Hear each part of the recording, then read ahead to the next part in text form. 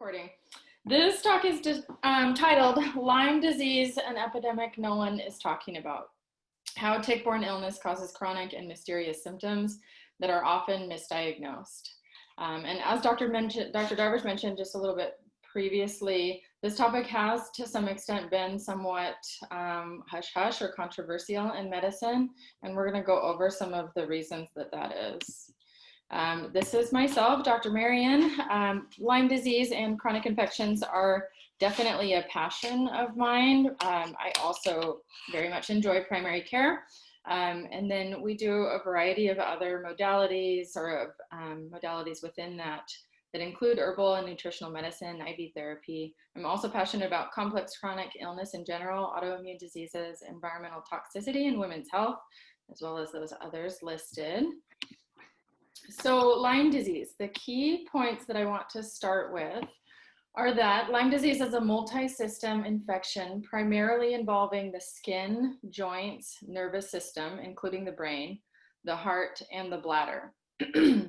It usually begins with a bullseye rash about 7 to 10 days after a tick bite. That's known as an erythema migrans, which is this rash down here, and that can look, there's a variety of presentations.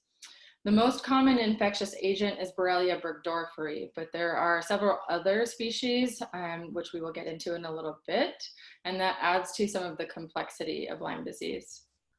Lyme is a slow progressing disease, meaning that after the initial infection, symptoms are very slow to develop and sometimes don't develop until months or years after the initial infection. That again adds to the complexity of both diagnosing and managing and treating these patients. Lyme arthritis usually begins in the late stage, months to years after initial infection, and we will go into a little bit more specifics about the stages of Lyme. But the typical joint pain that we see is definitely delayed after the initial exposure. Treatment is complicated and progression is difficult to assess. So this is quite a large topic to discuss. Lyme disease is an incredibly complex infection with a lot of different layers of ins and outs of diagnosing, as well as co-infections, different symptom presentations, and management issues. So we're going to just touch on a few things today, and I believe we'll be doing a second presentation that gets more into the management and treatment possibilities. Today we're going to be talking more about the diagnosis and symptoms. So the Lyme disease incidence is actually really unknown. The problem is that case reporting is generally vastly underestimated. The reason is that the ways that we test, diagnose, and report Lyme are unreliable. There are state-based criteria. So within the different states, there's different regulations and needs that need to be met in order to diagnose Lyme. And so that adds to some of the variability between state reporting. There's a lot of reduced state funding in certain areas because of the misconception that Lyme does not exist in certain areas. And then there's also under and over reporting by physicians. I would say that potentially under-diagnosing is the biggest issue, but you can see that in the Northeast is where it's most prevalent. So definitely New York, Pennsylvania is actually where they first discovered or named Lyme, which is in Lyme, Pennsylvania. And so in general, the Northeast is quite infested with Borrelia burgdorferi, but actually it is found in every single state in Washington. And some Lyme experts believe every single part of the world, every corner of the world actually is now inhabited by Lyme.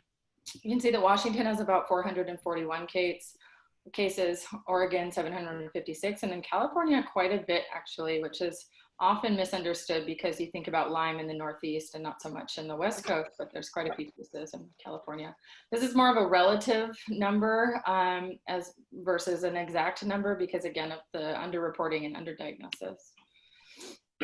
So tick habitat, generally ticks like to hang out in brushy areas, especially at the edge of the woods. They love tall grass. Leaf litter is a big problem for a lot of people's backyards, contributing to tick exposure. Wood piles, oak chaparral, which is a type of tree, grassy fields and scrublands, areas of little tree cover, and along walkways and trails, and then woodlands with dense undergrowth, as well as animal resting areas. And you can see in this heat map that at present, the high prevalence of tick habitat is sort of in these areas, but as climate change occurs and as habitats for forests and animals are changing, the habitat is going to spread quite widely. So tick habitat is going to increase, and therefore Lyme disease as a problem will increase. So as far as tick bite prevention, naturopathic doctors really like to focus on prevention because that's, of course, the best way of treating a condition is to never get it in the first place. So the NIH, the National Institute of Health, recommends using a chemical repellent with DEET, permethrin, or picaridin. And truthfully, DEET is quite toxic. It's a neurotoxin. But actually, whenever I am going into a known area of ticks and a known area of ticks with Lyme, I'm using 100% DEET because I'm not messing around with that possibility for exposure. You're also recommended to wear light colored protective clothing, to tuck pant legs into socks to avoid tick infested areas, and then to check yourself, your children, and your pets daily for ticks and carefully remove any ticks. And that's really important because we see that the transmission of Borrelia burgdorferi and some of the other infections that are transmitted by ticks happens at about 36 to 72 hours. Of course, some is transmitted within that first 24 hours, but if you can get it off within that day, there's much less likely transmission. And so it's important to do regular checks after you're outdoors. You can use essential oil as a tick repellent. Lavender, peppermint, citronella, lemongrass, cedar, rose geranium, and citrus are all good options. You can add these to a carrier oil like sweet almond or olive oil, and that's about 12 drops of essential oil per ounce, and then you just spray or rub that into your skin. I might personally use this in areas that are not so risky for ticks and or for Borrelia burgdorferi or Lyme. But in areas that there's a real risk, I'm using 100% DEET and doing some detox and other things to kind of support my nervous system afterward. So Lyme disease symptoms really run the gamut. These are some of the most common that we see, but there are really a laundry list of sort of peculiar and unique and abnormal symptoms with different Lyme patients because this infection is so unique and multivariable. But the early localized disease, again, 7 to 14 days after the tick bite, you see that erythema migrans, which is the bullseye rash. You may or may not have systemic symptoms during that time, including fatigue, headache, muscle pain, joint pain, etc. And then early disseminated disease occurs within weeks to months after the bite. And you'll see oftentimes either one or multiple of the bullseye rashes. And then you'll see oftentimes neurologic and or cardiac symptoms. So the neurologic symptoms that we see are lymphocytic meningitis. That's going to be experienced as a very severe headache, as well as other systemic symptoms. Cranial nerve palsies, which means cranial nerve paralysis. This is better known as Bell's palsy. So part of the face becomes paralyzed, and or Horner syndrome. Radiculopathy happens as well as peripheral neuropathy. So a lot of neurological symptoms. Cardiac symptoms that occur are AV heart block, which is a conduction issue, and then myopericarditis, which is inflammation of the muscle of the heart tissue, as well as the sac that is encompassing the heart tissue. Late Lyme disease, which occurs months to years after the bite. You can see intermittent or persistent arthritis. You can see one or a few large joints, especially the knee, that are swollen, painful, and can be warm. Oftentimes there's this quote unquote migrating nerve and joint pain, and that's really pretty specific to Lyme. When somebody says, you know, 1 second my knee hurts and then my shoulder or my wrist and then my toe, and it's just migrating around kind of pretty rapidly. That's pretty pathognomonic, which means specific to Lyme. You may also have rare neurological problems, and late Lyme disease occurs in about 60% of untreated patients. Dr. Marian, I just want to throw something in. I think it's really important for people to realize that less than 10%, maybe even less than 5% of people actually get that target rash. Yeah, That majority of absolutely. people, yeah. A very small proportion of people will get the bullseye rash, and sometimes they're, it'll be very small, look sort of like ringworm. I've had a lot of patients say, well, I thought it was ringworm. I went to the dermatologist and so forth. So it can look very different in different people. This is kind of the perfect bullseye rash. No one ever really gets that perfect bullseye rash, so it's hard to diagnose. And then the other aspect is that on the West Coast, we see different types of symptoms than we may on the East Coast. So West Coast, we see a lot of chronic fatigue and a lot of kind of fibromyalgia type symptoms, muscle pains and joint pains and headaches. Whereas on the East Coast, the Lyme kind of symptoms are much more neurological than they are on the West Coast. So they see a lot more aggressive nervous system issues. So if you are suffering from fatigue and you just can't get over it, or muscle aches and you've been diagnosed with fibromyalgia or chronic arthritis, then this is something that we need to look into for you. Yeah. Sorry to interrupt. No worries, thank you. So Lyme disease diagnosis, and actually I will get into some of the different ins and outs of the West Coast and East Coast Lyme, but Lyme disease diagnosis is quite challenging. During early localized disease, the diagnosis is clinical, meaning we don't require laboratory findings in order to make the diagnosis. So if there is a skin lesion and certain exposure history, the diagnosis is made. Serologic tests, which are immunological tests, can confirm a diagnosis in early disseminated and late Lyme disease, but are not used exclusively for diagnosis. A lot of different Lyme experts throw different percentages or different statistics around, but often we think about the ELISA plus Western blot co-testing, which is the standard CDC two-step protocol. Has about a 70% chance of having a false negative. And the reason for that is because the ELISA already has a certain percentage of a false negative. The Western blot doesn't as well. And so they will only run the Western blot if the ELISA is positive. And so combining those possibilities for false negatives, it becomes quite high. So it's only catching Lyme disease about 30% of the time, which is of course a really big problem. At Holistique, we do a lot of specialty testing that is generally out of pocket, not covered by insurance, considered experimental. The two most well-known ones are IGeneX Immunoblot and then DNA Connections. DNA Connections is considered a direct test in that it's a polymerase chain reaction for the actual DNA of the bug, whereas most other tests are indirect tests, meaning that they are looking at the immune response towards Lyme. And because Lyme is an immunosuppressive infection inherently, looking at the immune response to Lyme can be sort of not the best way to look at it. So false positives and false negatives are very, very common.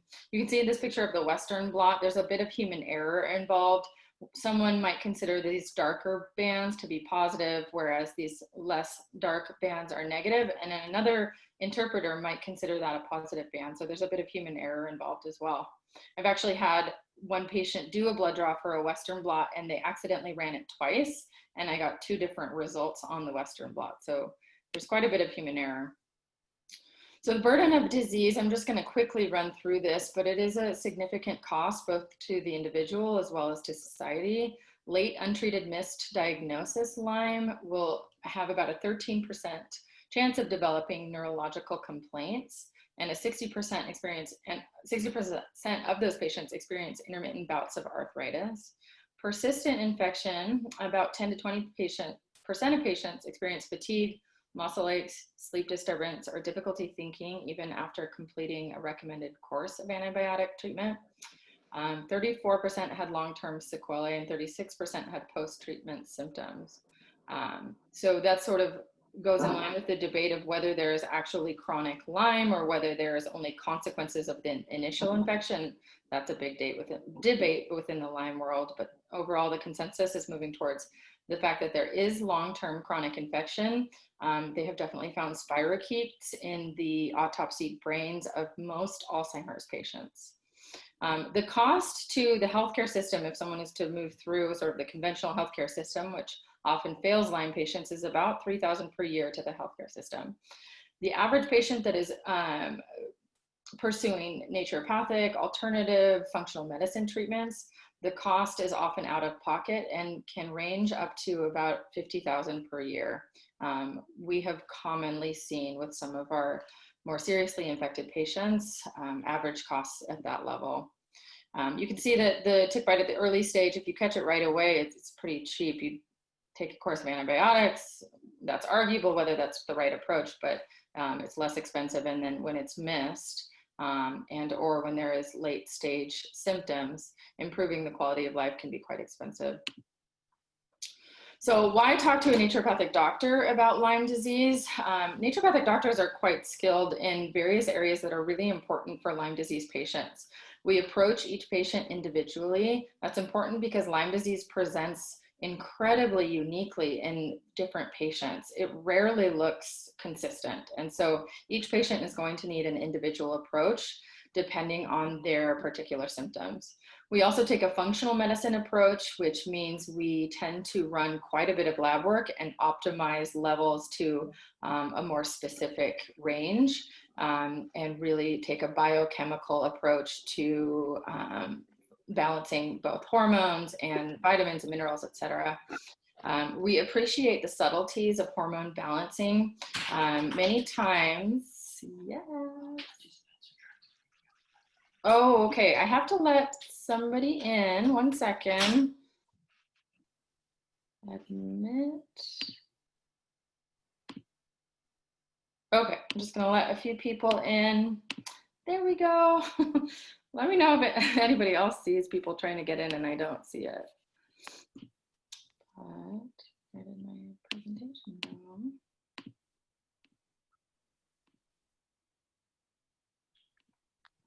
Okay. You might not be able to see that. Hang on.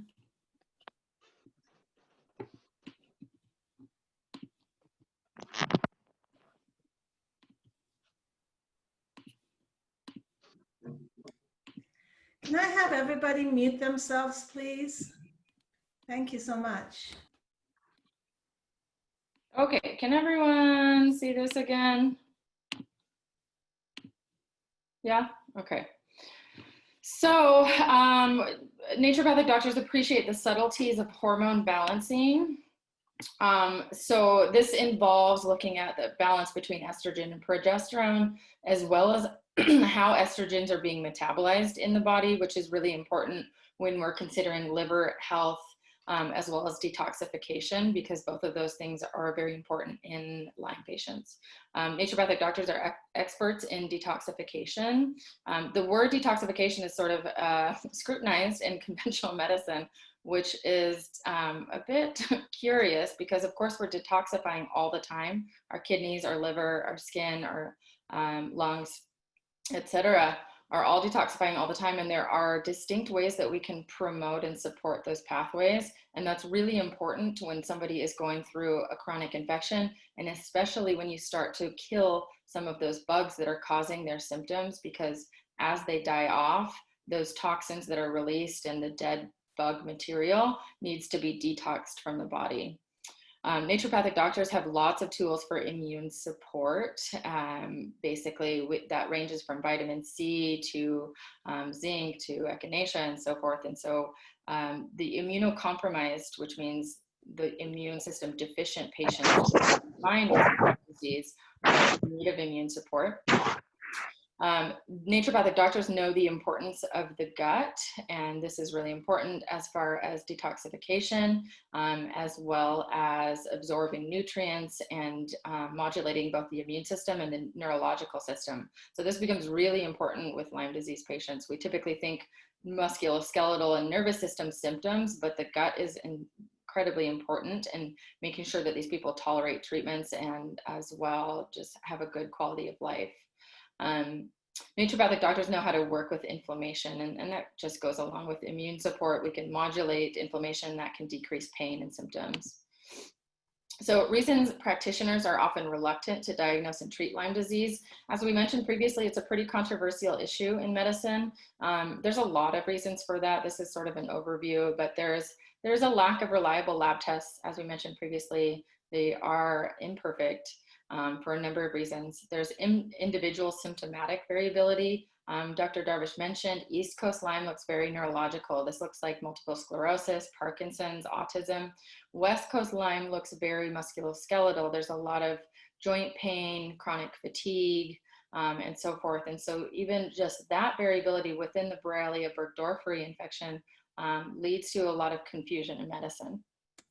Dr. Marian, that? I just want to also point out that naturopathic physicians, when we do treat Lyme, we really have to be more literate in Lyme disease. And so if you're looking for a naturopathic physician to help you with some of the chronic symptoms that you have and you're suspecting that it may be Lyme disease, it is important to find a physician that is Lyme literate. Not majority of naturopathic physicians, majority of medical doctors are not trained in Lyme disease. So it's an extra training that is involved in making sure that you're tested properly, the inflammatory response measurements are taken and looked at you as a holistic, from a holistic perspective and so forth. So please do seek out somebody who is Lyme literate. And here at Holistique, that is one of our specialties.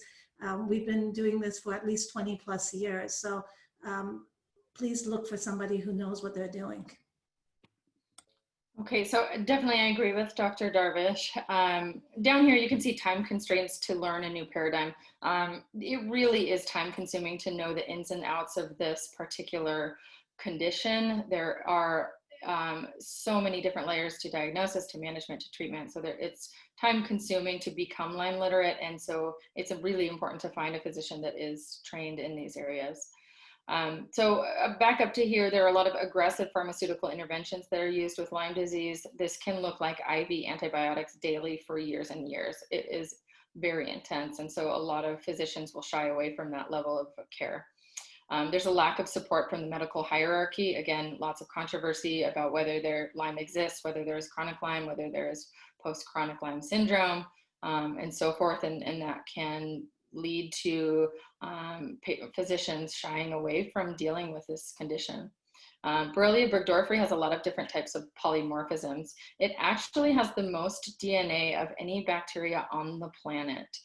It has the largest genome, so that means it has the most tricks in its bag. It can morph, it can shape, it can evade the immune system. We'll get into that in a little bit. Lots of legal battles, potential liability issues for doctors. There's a lack of double-blind placebo-controlled trials, and there is time constraints on time spent with the patient. So most insurance companies cover about 8 to 20 minutes, roughly, with a patient, and these patients require hours of investigation and discussion and education. So some of the clinical challenges, often patients will have no known tick bite. I have a multitude of Lyme disease patients that don't recall a tick bite, often that lived in potentially Minnesota or Pennsylvania, but there's often no known tick bite and definitely no rash. There's often multiple complaints, unrecognized symptom patterns or clusters. Again, these patients are very unique. They present very differently. Findings can be subtle and or absent on exam. And then again, the lab tests are poor reliability. There's also an uncertain impact of co-infections. As far as the microbiology of Borrelia burgdorferi goes, again, I mentioned it has the most DNA about any bacteria on the planet, and the pleomorphism, which means it can morph into these different forms that make it harder for the immune system to track. These are polyclinical infections, indicating that they have diversity and differences of species and strains. Again, even within Borrelia burgdorferi, it looks different on the West Coast versus the East Coast, and that's due to different strains. Sometimes they form biofilms, so they're anchored to tissues, and other times they're planktonic, so they are sort of free living, they float around.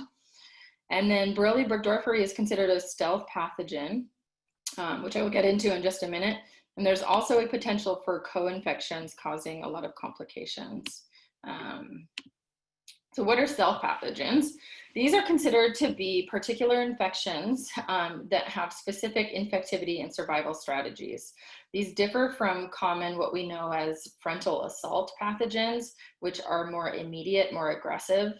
You could think about strep throat, things like that. Stealth pathogens have an incubation period that is indeterminate, so that makes it difficult to diagnose, also for the immune system to mount a response. They harness the innate immune system, meaning they sort of recruit your own immune system for their own purposes. There's a lot of avoidance or manipulation of the adaptive immune system. We see that in the possibility of false negatives of the Western blot, because again, it's causes people to become immunocompromised. And so you're not making a very good antibody response towards these infections, which is part of the adaptive immune system. There are periods of replication, and that those may punctuate recurrences. So again, we see this sort of phase of flares and then remission, and the flare and the remission, and that can be associated with certain periods of replication and shedding. They again have a subtle presentation in many patients, and there are a lot of asymptomatic carriers of stealth pathogens. Stealth pathogens rarely induce sterilizing immunity. So these are infections you never actually clear. There's always, to some extent, some hanging around. And then a carrier state is common. So there, again, are periods of shedding and replication. So one of the complexities of Lyme is that there are commonly co-infections, and that means there are different species that are transmitted through the tick bite along with Borrelia burgdorferi, which is the spirochete that causes Lyme. These differ between different species of ticks. In the deer tick, which has a particular population in different parts of America, you'll see Borrelia burgdorferi, Borrelia miyamotoi, Borrelia mayonoi, Anaplasma, Babesia, Powassan virus, Ehrlichia, and Bartonella. So sometimes patients will have actually all of these all at once, and each of these infections cause different symptoms in the body. So you can imagine that that leads to a bit of chaos in the patient, because sometimes they're having night sweats, sometimes they're having headaches, sometimes they're having joint pain, sometimes they're having fatigue. And each of these bugs cause a very different picture in different patients. Ixodes pacificus is the Western black-legged tick. Those usually transmit Borrelia burgdorferi as well as Borrelia miyamotoi, Anaplasma, Babesia, and Bartonella. So the common reservoir hosts are mice, rats, squirrels, birds, and shrews. That's where the Lyme is, and these other co-infections are hanging out long-term. Incidental hosts is where we come in, humans, as well as domestic animals, so your dogs and cats, and actually lizards, interestingly. The role of the deer in the movement of Lyme disease is actually just where the ticks are mating. You don't actually see reservoir of Borrelia in deer. The naturopathic approach to chronic infectious disease may include herbal protocols, homeotoxicology, homeopathy, acupuncture, nutraceuticals, energetics, with an emphasis on functional medicine. So that might involve balancing hormones, GI health, and detoxification.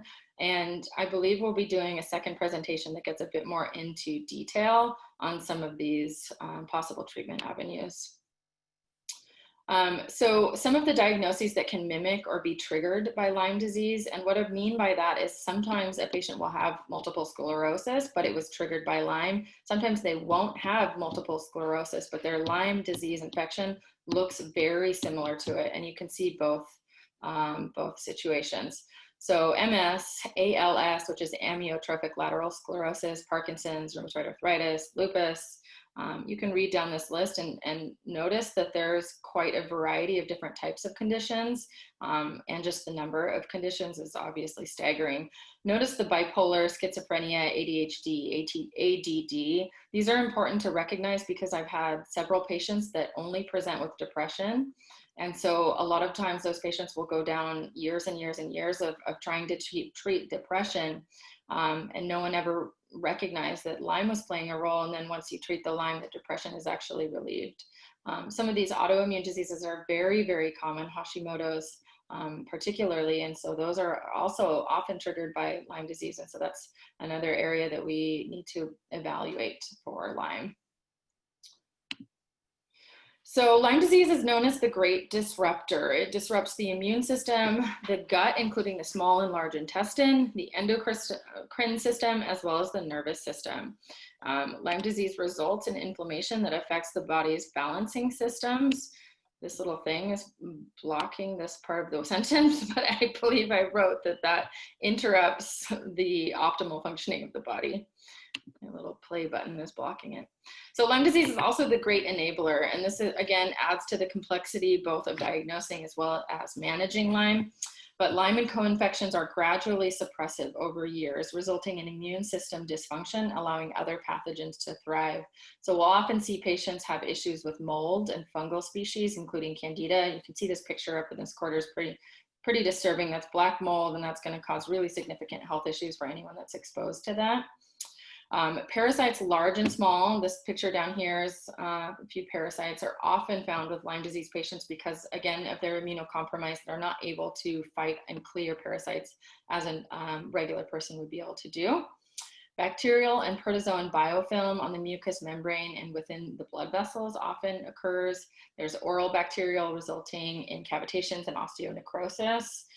We work closely with a lot of biological dentists to manage those issues with Lyme disease patients. And then chronic viral issues, EBV, CMV, HHV6, Coxsackie, et cetera, as well as other pathogens, chlamydia, pneumonia, and mycoplasma pneumonia. So I won't get too much into this biotoxin pathway, but I love this diagram to illustrate why some of these chronic infections cause so much havoc in the body. And you can see that the body acquires toxins. Biotoxins are toxin-producing organisms from food, water, air, or insect bites. And some people might be just fine because they are not HLA susceptible. They basically have an immune system that isn't very disturbed by the introduction of these biotoxins. Other people are going to have very different effects, HLA susceptible nerve cells and HLA susceptible fat cells, and that's going to lead to different issues in the body: sleep disturbance, chronic pain, gastrointestinal problems, prolonged illness, resistant staph infections, reduced sex hormones, reduced cortisol, etc. So it's pretty wide ranging as far as the effects on the body. So who might have been exposed? A patient who remembers a tick bite certainly could have been exposed. A patient who has had an exposure to biting insects at all. Controversially, Lyme is likely present in mosquitoes and often transmitted through mosquitoes, as well as lice, fleas, and other types of insects. And that's not widely accepted in conventional medicine, but that is sort of presumed to be the case in the Lyme world. Patients that grew up in an endemic area or vacationed there, so again, the Northeast, Pennsylvania, but also other parts of the United States, as well as other areas in the country or in the world. A patient in an endemic area, children born to mothers who carry tick-borne diseases are also susceptible because the transmission can happen in utero. So while the mother is pregnant, they can pass it to the fetus. Anybody that has drank raw milk from an infected cow, patients living on the border of wooded areas, patients that spend time camping, hiking in wooded areas. In the Pacific Northwest, we have lots of these people. And then anyone related to the 10,000-year-old frozen man, and I don't think we have time to get into that. But when are we suspicious of Lyme disease? Our index of suspicion increases with any neurological condition, including pain. And I really want to stress this because, again, in some patients, this can look very subtle. In some patients, it can look very severe. But anything that affects the neurological system, Lyme should be ruled out. As the same goes for psychiatric patients. Again, that's a lot of years of difficult life when depression is being treated by this method or that method and Lyme is not identified. Any chronic fatigue-like presentation, we see this all the time on the West Coast being related to Lyme. Any atypical presentation of a conventional medical problem. So often we'll see patients that come in with a diagnosis, but they're not quite fitting the typical patient that falls in with that diagnosis. They either don't have the antibodies that are in line with that disease, they don't have certain symptoms that are in line with that disease, or they have something off or unique about it. Interestingly, that often turns out to be Lyme. And then any autoimmune or immune system dysregulation, again, can be triggered and be Lyme underlying that. And then highly sensitive patients as well. We'll often see multiple chemical sensitivity patients, as well as emotionally sensitive patients and just sensitive patients in general. So that wraps it up. I know that's a lot of information and we will be diving into more of the treatments going forward. But are there any questions? I don't know if I can unmute everybody. Can I do that, Dr. D? Well, I think anybody who would like to ask a question can unmute themselves and ask. That would be wonderful. Hi, this is Stacy. I have a couple questions. What's the risk of getting bitten, I guess, again, if you already have Lyme? So there was really no association between like the chance of getting bitten if you have Lyme. There's certainly re-exposures. Again, there are lots of different species and lots of different ticks. So you might get a slightly different Borrelia burgdorferi species. You might get a different population of co-infections, as in maybe before there was only Babesia, but now there's Bartonella. So really, even, you know, I wish I could say like if you already have Lyme, you should just go out into the woods and not care. But it's actually the case that, you know, that current infection you have could get worse, and you could also collect different amounts of bugs. So there's not much association, but of course it can happen all over. That brings me to my next question is, should I get tested for the other co-occurring infections then? Will it treatment at all? Yeah, so the decision about whether to test for these infections really is something that is made between the physician as well as the patient. In many cases, a clinical diagnosis is made. If you have particular symptoms that are very in line with Babesia, it's not entirely necessary to go and do a Babesia test. The general tests through LabCorp are very poor. They have a very high chance of having a false negative. Occasionally I will run them just out of curiosity, but often it comes back that a patient that I am nearly 100% certain has an infection, the test comes back negative. Again, there's more specific testing, including, I can't remember which slide it's on, but the DNA connections test and the IGeneX test. The DNA connections test will test for co-infections. The IGeneX test, you can add them on. And so I think that can be really valuable, especially if you're working with a provider that is not necessarily familiar with Lyme and some of the co-infections, because they may need to educate themselves on the particular co-infections that are present with particular patients. But it's not always entirely necessary. These tests run about $700 to $1,200 or so dollars. So they're not cheap. Otherwise, of course, we would always rule these things out in, you know, almost all patients, but there becomes a cost issue. So I did already have the IGeneX test. So what should I ask my doctor to run now? So that's something you want to talk with your doctor. Different offices are going to be contracted with different lab companies. I really prefer, or, you know, I like the DNA connections test, but that's something you're going to want to talk to your physician about. Okay, so DNA connections is what I can ask her about. That's the yeah, exactly.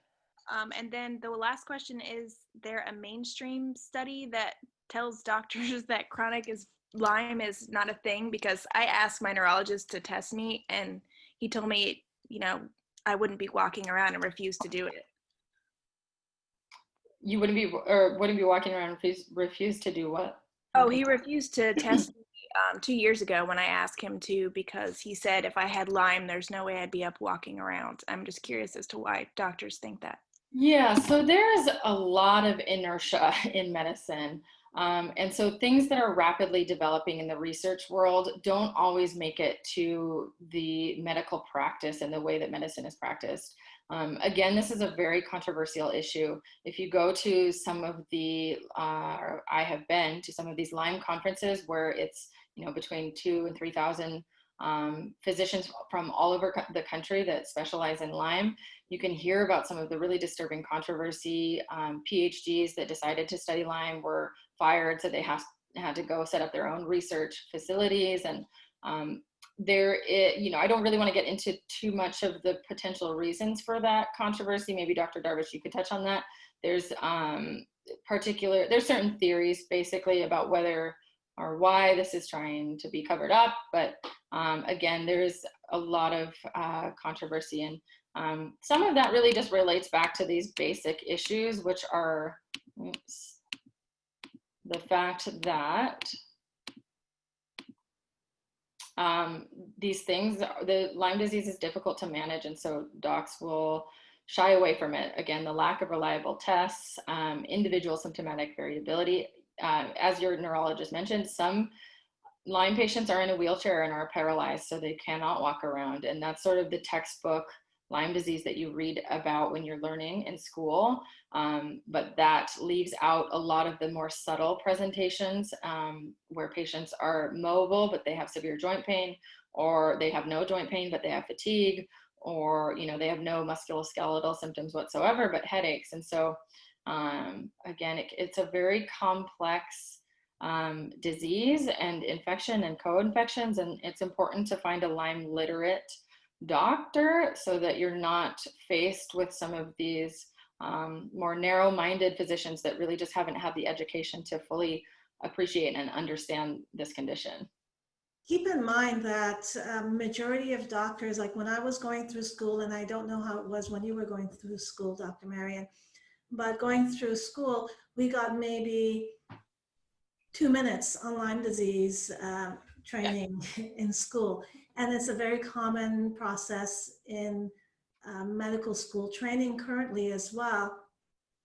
And it was put across, you know, to us that Lyme disease is very rare. You're not going to come across this, so let's not spend any time on this and move on to more common conditions.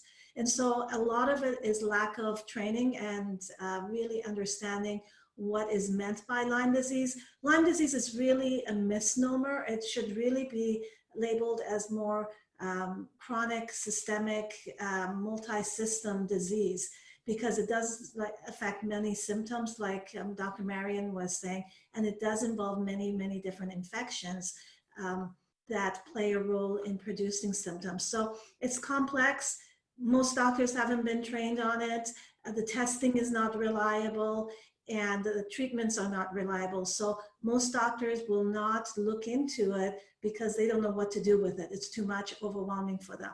So fortunately, we have been trained very well for many, many years here, seen many, many patients here at Holistique. And so, and we also have many modalities that we have our hands on and access to here at Holistique from all over the world. So we're able to help patients a lot more than most clinics or most doctors are. So I feel very blessed to have the access to all of that we have here.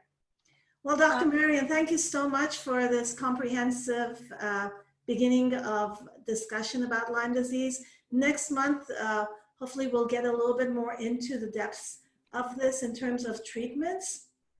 And the following month, October, we'll be talking about cancer.